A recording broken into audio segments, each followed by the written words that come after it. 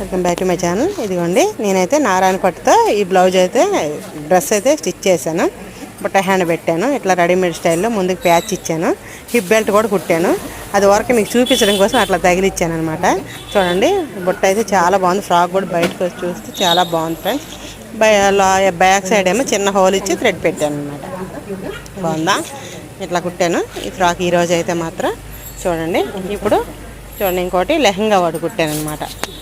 లెహంగా కుట్టి అది కూడా మీకు ఒకసారి చూపిద్దామని చెప్పి ఇదిగోండి చూపిస్తున్నాను.